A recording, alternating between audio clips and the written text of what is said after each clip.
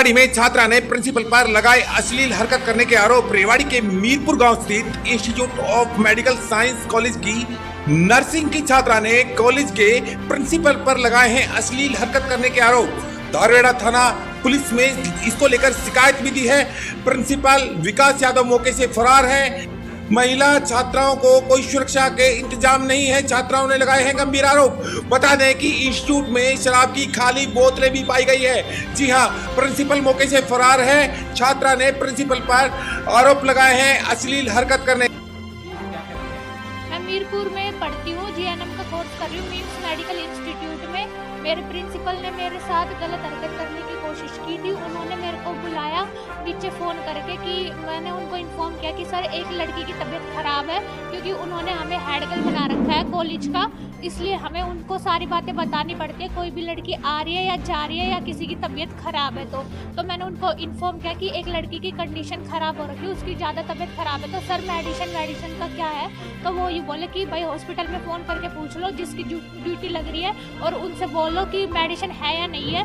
तो मैंने उनको फ़ोन किया, तो मैं रास्ते में मेडिसिन लेने जा रही थी, तो मेरे को नहीं पता था कि वो आ रहे हैं। तो वो रास्ते में मेरे को खड़े हुए दिख गए। मैंने बोला कौन है, तब वो बोले अरे एक बार इधर आ, मुझे तुझसे कुछ बात करनी है। उनके हाथ में कुछ सामान वगैरह था, तो वो बोले तू जा तो रही है तो ये भी लेके जाना। तो फिर उसके बाद मैंने जैसे ही उनको बोला ना कि सर ठीक है मैं ले जाऊँगी सामान, तो आपने तो जैसे ही मैं उनके पास गई तो मुझे स्मेल सी आई कि उन्होंने ड्रिंक वगैरह कर रखी है। जब मैंने उनको बोला ना कि सर सामान दे दो, तो उन्होंने मेरी गुड्डी वगैरह पकड़ ली और फिर मैंने उनको छुड़वाने की कोशिश की तो उन्होंने मेरे हाथ पकड़ लिए दोनों और अब्यूजिंग वर्ड यूज़ किए। और फिर उसके बाद बोले कि अगर तूने किसी को ये बात बताई तो मैं तेरे घर वालों को तेरा काला चिट्ठा ये सब कुछ बता दूंगा, ये है वो है।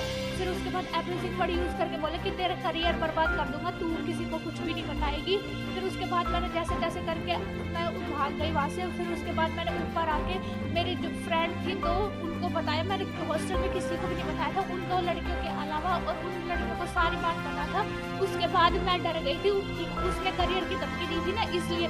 फिर उसके बाद मैंने मतलब कि बात मैंने घर वालों को नहीं बताया क्योंकि मैं डरी हुई थी। फिर उसके बाद उन्होंने फ़ोन किया मेरे पास, कल फ़ोन किया था। फिर उसके बाद मैंने सारी रिकॉर्डिंग की है, मेरे पास प्रूफ है सब चीज़ों के कि जब तक उन्होंने मेरे पास फ़ोन किया है उनके स्क्रीनशॉट है, वीडियो है और उनके खिलाफ सबूत भी है कि हाँ भाई ये इंसान गलत है। उसके बाद उन्होंने मेरे को फ़ोन पे बोला, सॉरी भी मांगा। उन्होंने बोला मैं यहाँ से छोड़ के चला जाऊँगा, मैं मर जाऊँगा, तनु तुम मेरे को भाई मानती थी। और फिर उसके बाद उन्होंने बोला कि अगर तेरे को बात करनी है ना मेरे से तो कहीं भी बात कर लियो, कोई दिक्कत नहीं, मैं तेरे मम्मी के सामने भी बोल दूंगा कि हाँ मैंने ये गलती की है।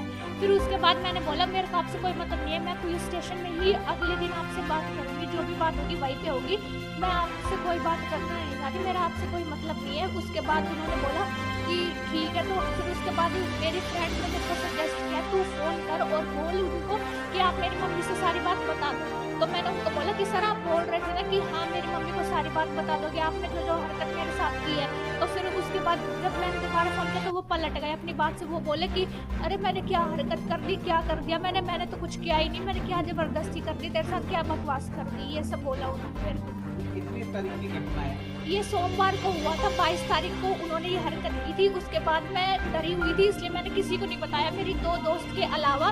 फिर उन्होंने कल दोबारा फ़ोन किया है। फिर उसके बाद मैंने अपने घर वालों को बात बताई कि ऐसे ऐसे वो अपनी गलती मान रहा है और मेरे को धमकी दे रहा है। फिर उसके बाद मेरे भाई ने मेरे को बोला 112 नंबर पे फ़ोन कर, तब मैंने फ़ोन किया।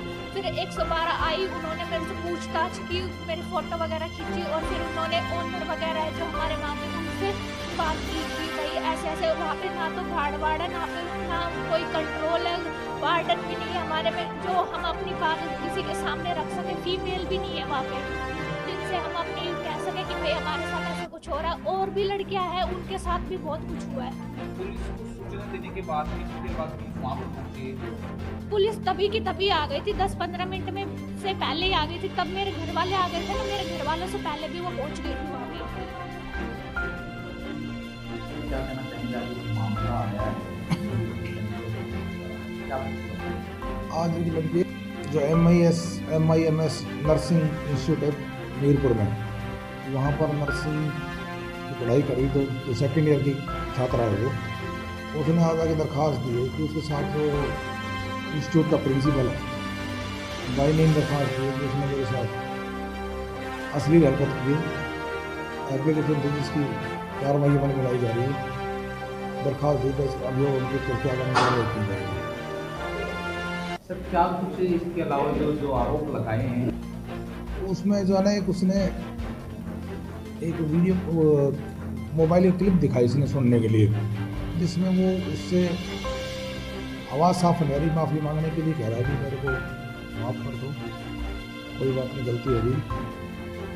और बाकी लड़कियां हैं और 2-3 उन्होंने भी बताया कि ऐसे और हमारे को फ़ोन करके बुलाया था, उनके साथ ऐसी हरकत नहीं थी। और इस लड़की ने बताया कि मेरे पास मेरे साथ हरकत की थी, रात को 9:40 में मुझे बुलाया 9:50 पर नीचे बुला के मेडिसिन देनी है और बोले मेरे सर पे राहत कर आज ये भी क्या है कि उनकी तरफ से कुछ बातें की हाँ, ऐसा भी वो जो शिकायत करता उसने बताया है कि मैं उसने अपने आप को भाई ये ना करने के लिए उसने कहा कि भाई जो ना अगर आप ऐसा करेंगे तो आपका कैरियर ख़राब कर देंगे, ऐसा उसने अपनी एप्लीकेशन में बताया है। बाकी जांच का विषय है, अभियोग अंकित करके जांच करके सच्चाई सामने लाई जाएगी।